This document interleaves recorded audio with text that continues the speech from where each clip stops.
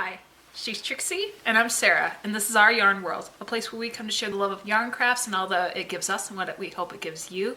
And we are on episode 118 today. Yay! It is getting on Christmas. We are in December now. We are working towards some goals, and the countdown. I feel like this hits me every year, and it's like all of a sudden it hits, and then I'm like, I have really just been unaware of like living under a rock or something. So I just all of a sudden just am like, oh, it's happening now. Like I have to actually have things done. Right. It comes the same time every year. Listen. This year, my hands have just been like uncooperative. I know. But in the zone of Christmas and all that it is, I have made one more Christmas tree. Yes. It is. It is good. I did do about 20 more stitches in the chain. There are a lot more layers in this one.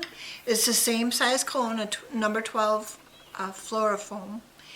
It's I used the yarn that I used for cannules, the camouflage, and I used, okay, just a minute, I'm going to show you the white that I used because it sparkles. Okay, so it's the Big Twist Twinkle. And Big Twist is a Joann's yarn. Yes. By the way. It is a 4-ply. It's white, but it's in a twinkle. You're not going to see it off just this little piece that I cut off. But I'm hoping you see it in the fact that we're under the lights, but it has little bits of sparkle in it. It has a thread that is wrapped around, and it looks like a snowball when you're holding it. So you know how a snowball gets all that glittery gold, or like the glittery wetness look. If you can see this thread and how holographic it is, this is almost like a pastel holographic thread that is paired and it was like this thin, but it's taken the normal 4 worsted weight acrylic white yarn, and it has like one of this thread wrapped around it all the way throughout the skein, and it complements the white. Yeah. It has like, depending on the light, it's like it's almost like a turquoise or a pinkish purple, and it's just great. It's pretty. So I used the camouflage and I used the twinkle yarn, and I have a Christmas tree. Now the star I found at Dollar General. I think it's supposed to be, well, there is a little hole up here. It had the label on it, but there was a hole in the base of it. So I could have put it on something, but the hole inside was so small that it could not fit on the top of the cone. But it matched the top of the cone in the circumference. So I just glued it with my Beacon 3-in-1 glue, and glue. it stayed. It's not going anywhere. And I glued the layers of the tree, and now I have a tree that's going to go back there with the other tree, or in place of, because I still don't have a topper for the other tree. I'm thinking about making an angel for that one. So you might still see that in development in the next couple of weeks. Yeah, and really, I want to use this yarn on the angel. Should be great. Yeah. At least even if it's not the whole angel, it could be the wings. But I'm hoping to do maybe the whole angel in this, but I'm not sure. So the other project I'm working on, like a little small blankie, is a personal size blanket with one yarn at a time in a 5mm hook, but I'm using mandalas. And mandalas are just, I'm going to look on the label, are a 3-ply. And so this one I already had rolled up, and I started my blanket with, actually, I started it with a little teeny ball of the blue. Then I went to this one, which started out with the greens. It's going into the teals soon. And I'm not sure what other colors are underneath it. That's the fun of mandalas. And then I have one here that is called Genie. Ooh. And it's got all these colors in it. Where'd you get that from? I don't know. Well, it almost looks like it was maybe it was. It could have been a thrift store find. Yeah, that's But it's really nice. Almost, yeah. And then I have one that I got from Joann's. That's a Mandela bonus bundle. So, and it's in the pinks and grays, creams, colors. I'm not sure if I'm gonna get to this one or not. These mandalas go a long way, especially when you're just using one yarn at a time. And this one's called Meowth. Meowth. It's Meowth. But it's these colors, and it's a bonus bundle. So I'm not sure how big I'll make it. I mean, it's a personal size blanket. So it is the length of my arms, and then I'll make it until it's probably around here on me. And so it's right now this is where I'm at. Just a tiny little strip of it, and I'm having fun with it. And I can bring it anywhere at this point because it's so small still. And what are you working on? Well, that's the whole thing. My mom's been helping me clean and kind of decompress my space and move furniture around. Move furniture around. And we're both quite sore now. I'm so still irritated about that piece of furniture that kept getting stuck on the floor. It did not want to move, and we are both very sore from that not moving when we thought it was going to. Oh boy. The following day, I didn't get anything done, and I had to apologize to James because I was like, I know, I was here all day, but like, I don't think you understand that my motivation just crashed after all the effort of just moving that one bit of furniture, and I refused to take anything out of it because I wanted it to just move. We took one drawer out of a 6-drawer unit. With a shelf on top. With a shelf on top. But she did go through that, and that lessened the load. Yeah. But oh my goodness, it wouldn't have been a bad move at all. No. Except it was not like it wasn't moving or with exceeding our ability to move. Like, it was not that it was so heavy that we were outwitting ourselves, or it just got stuck on something, and she had to lift it up for us to move it.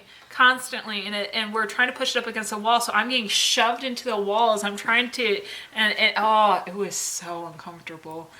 We were both glad when that piece was in its corner. We were it was great. And then we moved the dining room table into its new spot, and now she's got a new area. Yeah, it looks new. There's a new flow to the kitchen. Yeah, it's just... It's nice. But But it was manhandling hard, and we're both very sore from it. Yeah, and it was just one of those things where, like, I've really had to come to terms with how little crafting space I've had recently. Like, all the crafting stuff that I have been actively using recently is on one of my chairs in the living room. Like, all of it just congregated right there because I've just been trying to organize things by category or theme. Yep. And so all that stuff's just been there. But that means that I placed it there and then it's like out of sight, out of mind as I'm working on all this other stuff. And it like occurred to me yesterday. I was like, we're filming tomorrow. Have I done anything? I've gotten things done this week, but have I gotten anything? And with Christmas coming, there is this sense of wanting to have made things for people, like my kids, that I want to make special. Yeah. Now, I wanted to make things for Olivia's birthday, but I got so sick. Yeah. For that whole month, I was so sick. And with this, like, I'm just like, it's like it hit me. It's like it was almost like a revelation this week of like, oh, I could actually still make time to make things and get all these other projects done if I just do it. If I just do it, they'll be done. Yeah. I know that. Now, with little ears within my vicinity right now, I'm not quite sure it's wise of me to say out loud what I'm working on right now, but I am currently working on an amigurumi, and I just started. Yep. I literally just started, like, I don't know, maybe 20 minutes ago, yeah. 20, 30 minutes ago, and so I'm almost done with this head, and I'm going to push. I'm going to have this thing done. I'm gonna look up another pattern. I'm gonna get the other thing done. I'm gonna push these ones and get them done because I want my kids to have them. I want them to like it's important. And he's very into it right now. Yeah, this is one of those things where it's like,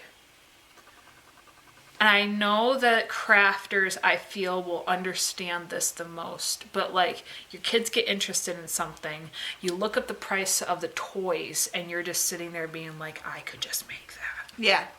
I feel like crafting adult parents feel that the most, where they're just like, I can just make it. Yep. It's cheaper. And like, I'm very blessed to have my mom because my mom is such a great thrifter when it comes to yarn. And so when I'm just sitting there being like, Mom, like this project requires like almost like 10 different colors and it's going to rob me of almost just purchasing this item in time with cost of materials. And like this project, I wasn't sure if I had all of it. I know that by me trying to cut down on some of our Christmas spending to be able to have it for other things I want to buy the kids, it requires me to, these 2 dolls that literally are going to just take me possibly 2 days if I have the colors and just be done. And I have little balls of yarn. Yeah, just in enough, drawers. Yes. And color-coded in drawers. Yeah, and so it's like, all I needed was a certain amount of colors, and I was like, Mom, if you have these, we can start popping out gifts for the kids. Yes. And I was even telling her all the things that could be handmade for all the kids, from both mine at least, that are realistic, like clothes, doll clothes, or toy clothes for my daughter who just wants things to put on her dolls. We could make little tutus with some of your ribboned ideas that we just put elastic in it and she can just extend it to or over her pony or whatever. Yeah. She could, or skirt for her I mean, we even have those patterns from Grandma Udall. Those doll patterns that we could do for some of her, like, I have those still. So it's like, there's so many different things that we could do and just kind of have some creative liberty and see what we can do. Right. Yeah. And just kind of have fun knowing that the kids are just going to open the box and be like, it's just going to be the same as if they got it from the store. I am one of those people that if my kids really want something and they want it in that sort of a way, like from the store, it's not going to hurt me that my homemade project is not the same as the store-bought thing. But they're at an age where they appreciate the toys that I make them the same as if they were bought. Exactly. If they were older and it was more of a collector's thing or something that's like I feel they feel more. I know that they're going to get more excitement out of something that's store bought. I am not. I am more than willing to try to do what I can to get that for them. This is much more of a. I know I can do this, and I know it's going to last, and I know that it's going to represent the character, the theme, and what they want. And they love what mommy does. And they love. And right now they're at an age where so far.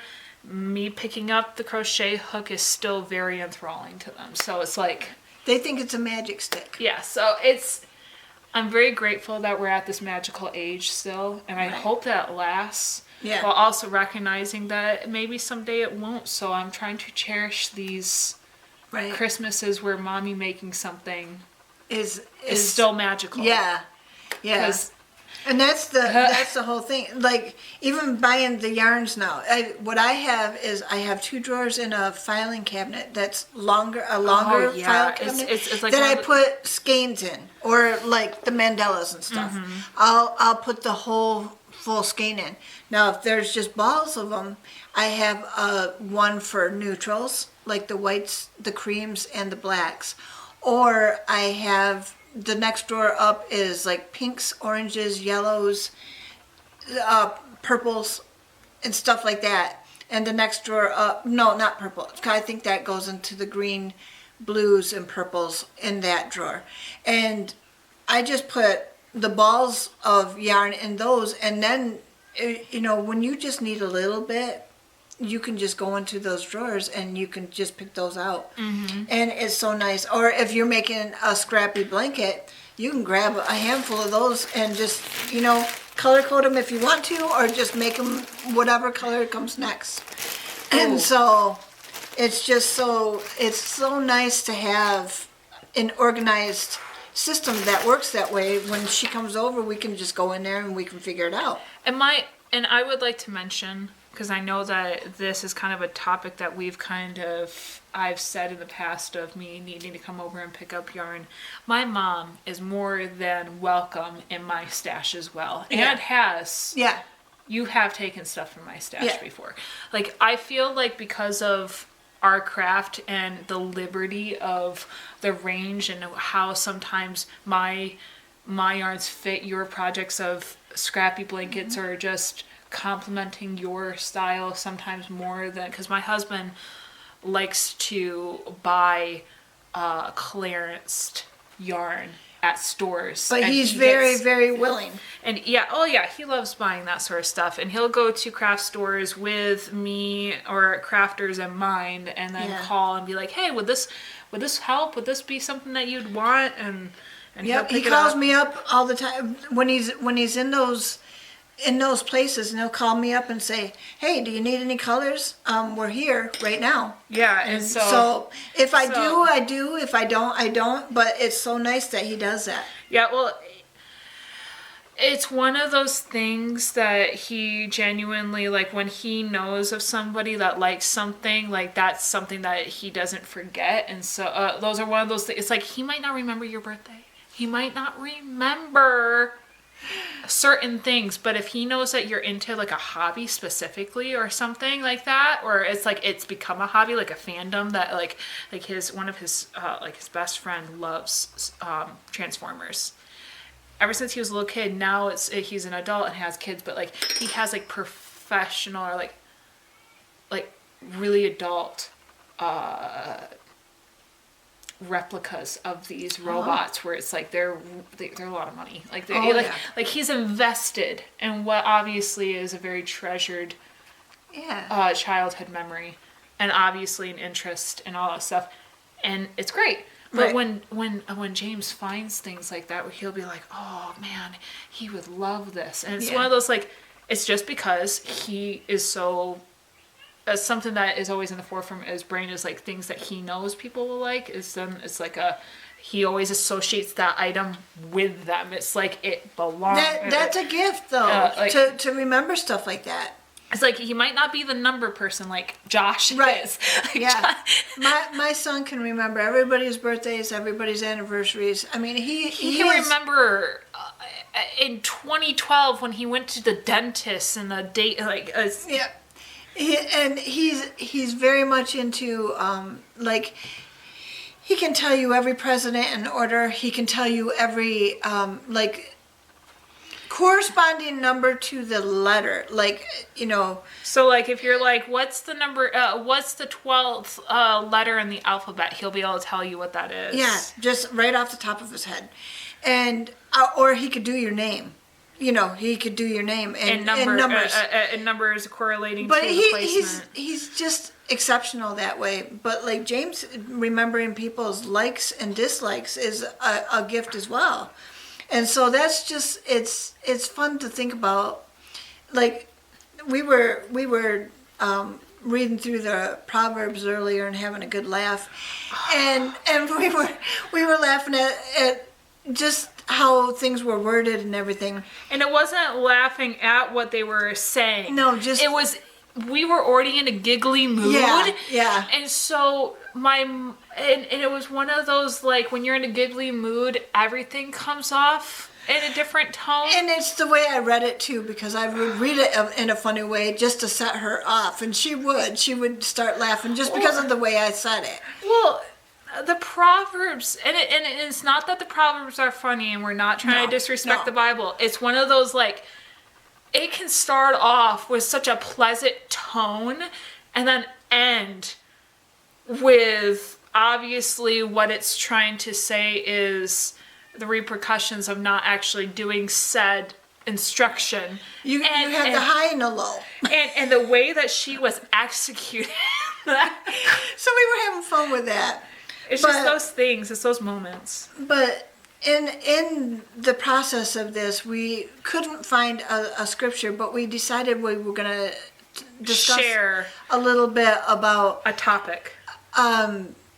Giving. How people, when people are seen and heard, they feel so much better as a person themselves to make sure that they, you know, they can do better things because they are seen and they're heard. You know, when you know that your kids like a certain thing and you want to make that for them, they are going to feel very special because they were seen and they were heard, and you responded and you made something for them because of that. Well, there's also the thing of, like, when you're trying to bridge that gap of connection when you're coming to as a parent and a child, I feel like that's sometimes can be very hard generationally when there's some things that feel very, like, inhibited by, like, I don't see the value in this the same way that you do because I don't understand the significance, because this is obviously something that is pulling on a generational experience that you're sharing, or even, like, you know, for you to me, like something that you experienced and had the nostalgic of, and that sharing it with me, it's like I experience it through you, but I don't experience it in the same way that I would culturally in my generation with my friends.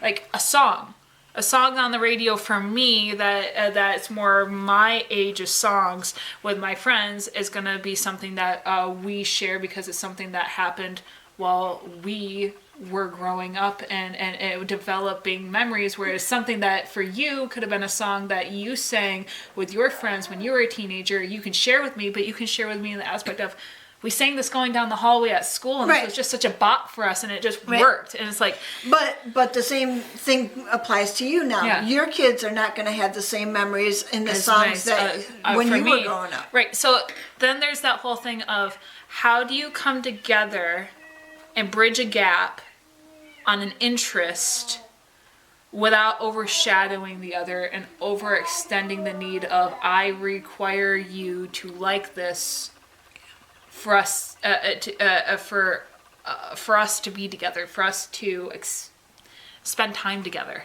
Right. Sometimes it's just one of those things where it's like I can respect that you like it, and so even if I can't get into it, right. when I see it, I think of you. Yeah. And so there could be that, or it could be something that could be genuinely shared. Like this is related to a video game. So this is something that for me, it's like a nostalgic for me, something that my kids value in their own way, and the way that this game has developed in their generation, but it has been alive for several generations. Yes.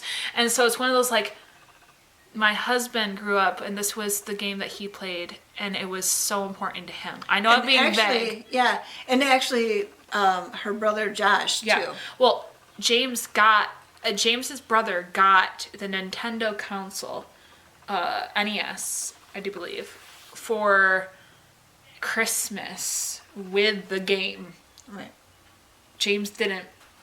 Patrick never used it, and so James took it over. You could spell it. He won't know what it is if you spell it. Mario. My son, as soon as he hears that, is probably going to just... The movie came out, and we watched it, and there's a little bit of dark humor in one character that I know that in their age will go right over their head, so I'm okay with it. It did get to me a little bit, but I know that their innocence, luckily, it's not going to impact them too much, but the movie itself was good. And it has thrown them into a love for the world that is these characters, and and the story was good, and now both my kids have been introduced to these characters outside of just the game itself.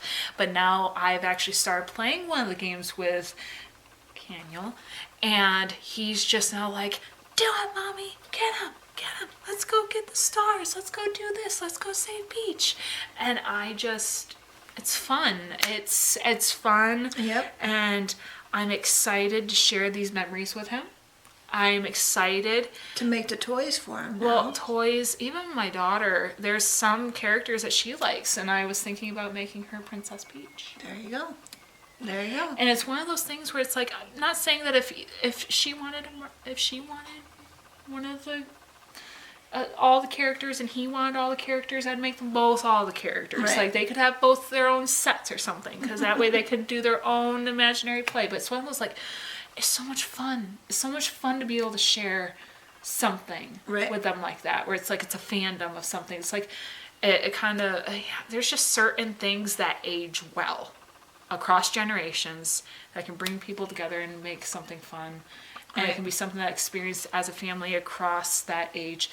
And when it comes to the verse that I was even thinking of, like, granted, it kind of is along different lines, but it was along the lines of, it was a story told about Jesus being at being like the head guest of a dinner, and a mom had come up to him asking about placements of where her sons could possibly sit on his right and left, and obviously he had to refuse because of the significance of what that would have been, because at the time where you sat in the house depicted the importance of who you were to the host. Some people had to bring their own chairs. Like it was a different time back then, and social gatherings were very specific as to where you were, to class, acceptance, love by the host, all these different things. And he was at the head. He was considered the main guest. Right.